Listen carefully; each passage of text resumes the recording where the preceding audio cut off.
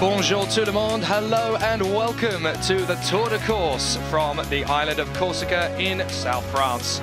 It's the fifth round of the FIA European Rally Championship, and what an incredible competition we have for you today. The first stage, a very good indication of what we're likely to see throughout the course of this rally, and already things have taken a rather interesting turn on what is known as the Rally of 10,000 Turns. Just to give you an idea of the stigma of this kind of event, the local heroes that have won here in the past: Jean Ragnotti, Bruno Sabi, Philippe Bugalski, Gilles Panizzi, and the incredible running streak of Didier Auriol, who won this event 7 times. Other legends who've taken the victory: Marco Allen, Carlos Sainz, Sandro Minari, Colin McRae, Peter Solberg, Marco Martin, and 4 times in a row it was won by Sebastian Loeb when it was a round of the World Rally Championship. It's European Rally Championship now. The last time a Frenchman won 4 years ago, Pascal Trojani, and there are several of them who could do it here today. I'm Jake Sanson, joining me is Andrew Coley in the box, and this one is a real indication of how the drivers are going to fare in the championship, isn't it? Oh, it's going to be fantastic. Look at the driver lineup now. Jan Kopecky, 3 wins from 3 so far this year. Tarmac expert. Very, very quick indeed. Robert Kubica, this is going to be a telling test for him, an incredibly tricky, twisty rally. He's led on gravel, he's led on tar, he's crashed both times. So, we need to see whether or not he can last the distance. Stefan Sarrazin back as well for some more action in rallying. Great all-rounder. Endurance racing, a little bit of F1. Nice to see him back in a rally car again. Says he's going to go for the win. And Craig Breen, who prior to the event I think was going to be one of the top drivers, but after special stage 1 he's leading by 11 seconds, isn't he, Jake? So great job by him. Delacour, my favourite. Anyone who knows me will know that I'm a little bit obsessed with the French driver. Looking forward to seeing what he can do here. A little bit out of practice, last minute deal to run in a Munaretto car. Bouffier back as well, previous winner of Monte Carlo. Fantastic selection of drivers, basically 6 there who were all capable of taking the win. Very much looking forward to getting things underway. So as we said earlier on, the first stage was won by Craig Breen, just in front of Robert Kubica and Brian Bouffier. In the championship, Kopecky is the leader, having won 3 out of the first 4 rallies. The only other man to win is Kettemar, who is 3rd in the standings, but he's not here this weekend. Breen is 2nd in the standings, ahead of Delacour, Bouffier and Manzon. So, plenty of action to come in the 5th rally of the season. And here's the starting order. Kopecky will go out first from Breen, the leader, then Delacour, Oliveira, the Brazilian, Bouffier and Ancien, the new boy. Kubica will be there 7th in the list, along with Sarrazin, Leandri, and Lorenzo Bertelli will be the 10th man to leave the stage. Here's the order so far. Breen, 11 seconds clear of the pole. Robert Kubica with Brian Bouffier a further 6 seconds adrift, with Kopecky only 4th at the start, so he's got quite a mountain to climb already. Yeah, interesting there. Absolutely stunning run by Craig Breen. 11.5 seconds clear after just 1 stage. Kubica on the pace, as a lot of people expected he would be. Looking further down the list, Delacour in 6th, but really it is those 6 guys who we previewed at the top of the show are in the top 6. And you can see then there's a big gap back to Manzagol in 8th. So certainly not over by any means, partly because it's such a tricky event. So we're going to take a short commercial break, and we'll be joining you again in just a few moments' time to kick off special stage 2 of Corsica. Welcome back then to the Rally of Corsica, the 5th round of the FIA European Rally Championship. 21 degrees air temperature, and it certainly looks like things are a lot better than they were this morning. A lot of the drivers were complaining of standing water across the stage. Not so now that we head into the 2nd stage. And things are going to get quite interesting. We're at Abujalo, the Pont d'Altiani, which is 24.5 kilometers in length. A lot of drivers were saying beforehand that it really splits into 3 sections. And it's Jan Kopecky who heads us off. Here we go.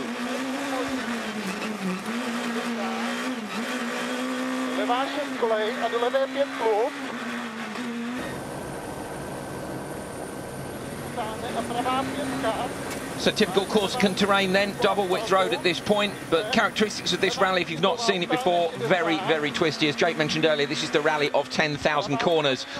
Chris Meek said that in terms of pace notes, you know, there are no straights. He was actually referring to Robert Kubica, who we'll see later on, saying that there is no chance for you to recover in between the corners. It is literally corner, corner, corner. And Kopecky on board here with Dresler. We're getting a very, very good idea of just exactly what that means. Not so much room on either side of the road. Some places take cuts, but if we have a look, we've got narrow bridges, low walls. Here's a bit of a map of the stage. Gives you a very good idea that there are no straights on it whatsoever. We should have a couple of splits for you as well, and we'll try and bring you those split times as we go. But in the meantime, let's have a little look back on board with Kopecky for a minute.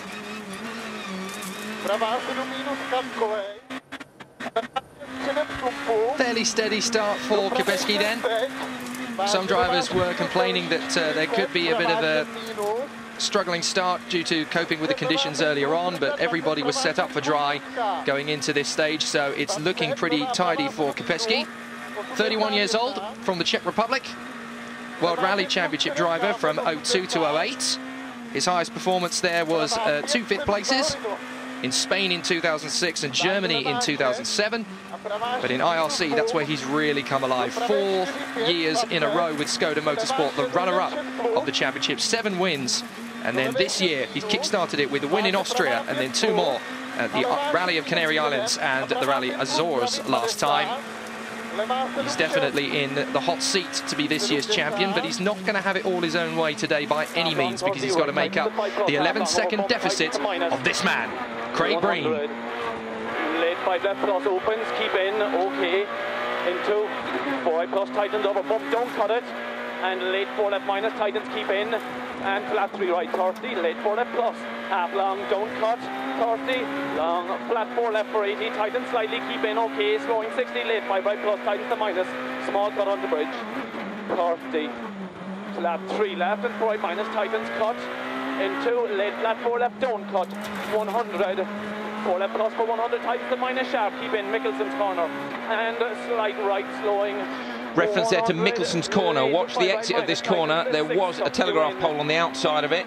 There isn't one this year. Seb Marshall, Molly Taylor's co-driver, tweeted earlier on in the week that they've decided not to put the pole back, I think he said, but that the black lines were still there. So I don't know if they've rerouted the wire or what, but Mickelson felling one of those hefty poles at the side of the road. 100. You can hear the clattering there of the transmission. Very, very bumpy. Different road surfaces as well as these different widths of road.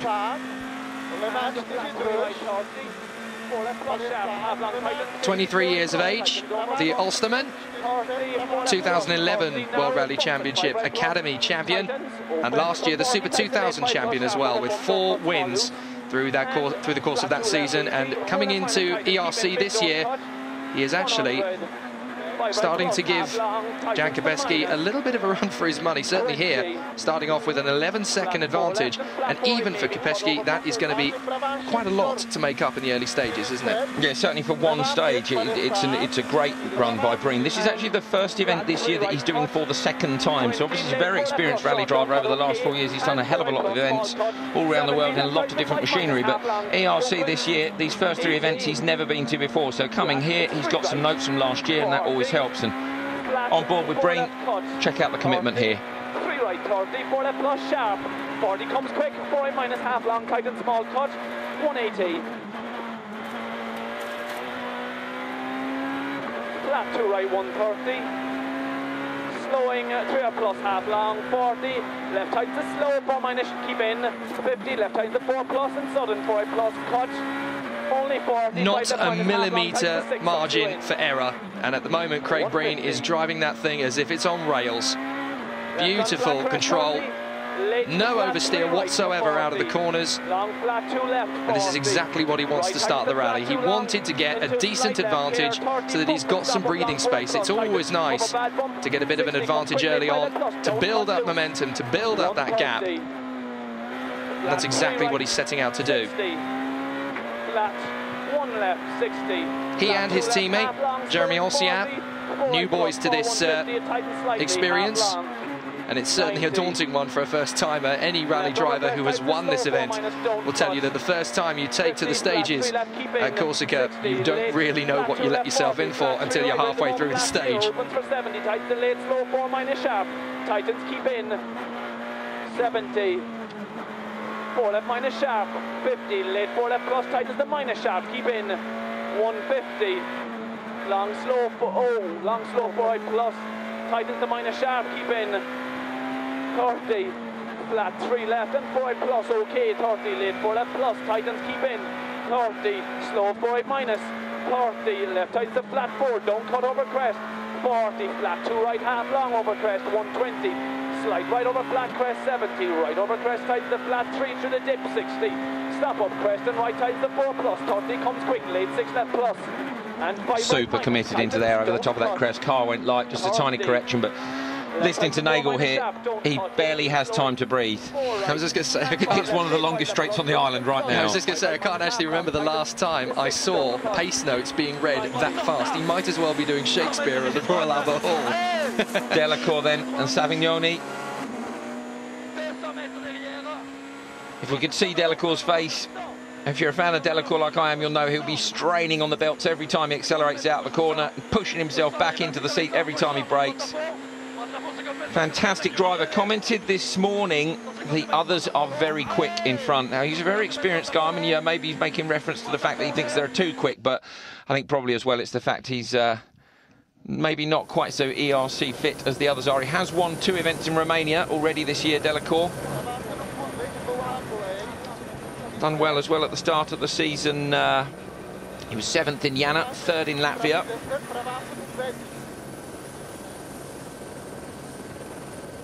And of course he won here 20 years ago actually, Jake, didn't he? 1993 was the time that Delacour won, and I believe you said he's the only driver in the field to have won the event before. Indeed he is, and all of this at 50 years of age and still able to keep pace. What a legend. World Rally Championship from 1984 to 2002, and then he came back, of course, last year. He was the runner-up in the championship in 1993, the year that he won this very event. His last win in the World Rally Championship was actually the 1994 Monte Carlo Rally. Taking 4 wins in his career, that doesn't sound a lot, but when you consider that it's the World Rally Championship, I certainly couldn't win one. He's an awesome driver, Delacour. A bit of a tarmac specialist over the years, good on both surfaces. Very quick on both surfaces, but in particular 306 Maxi, 206 WRC, you know, the guy, oh, fantastic pace in the 207 S2000 as well. He was also the Race of Champions winner, 1995. When it was a proper Race of Champions. Exactly, yeah. In a quarry in Gran Canaria. Oh, those days have long gone.